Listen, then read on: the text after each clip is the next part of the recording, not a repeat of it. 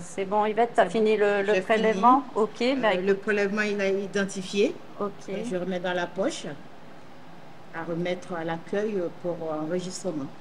Plusieurs puffins morts ont été récemment signalés au CIVAP, Service d'inspection vétérinaire, alimentaire et phytosanitaire de Nouvelle-Calédonie. Les oiseaux ont rapidement été analysés afin de savoir s'ils sont porteurs du virus de la grippe aviaire.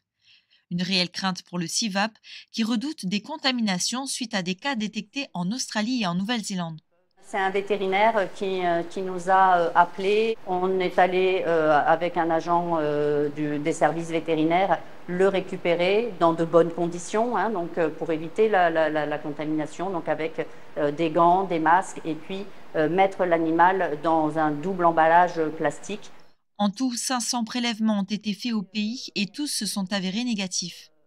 Tous les mois, toutes les semaines même, on va faire des prélèvements dans le principal couvoir de Nouvelle-Calédonie, donc à Koé, également dans les abattoirs. Et donc on prélève du sang pour vérifier que les animaux sont négatifs. On essaye au niveau de la Nouvelle-Calédonie de se protéger beaucoup aux frontières, donc on a la chance d'être une île et ce qui nous permet de vérifier toutes nos importations, donc avec une surveillance des foyers de grippe aviaire dans le monde entier et des interdictions d'importation en fonction des pays où il y a la grippe aviaire. Pour l'instant, on est indemne, mais on n'est pas à l'abri que le virus arrive et donc c'est très important que, en tant que service vétérinaire, on puisse savoir où sont tous les élevages et tous les détenteurs d'oiseaux.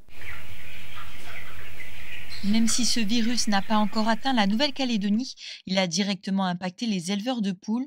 Jean-Christophe, co-gérant de la ferme de Koé, se retrouve avec 8 fois moins d'œufs que d'habitude. Pas du tout d'œufs.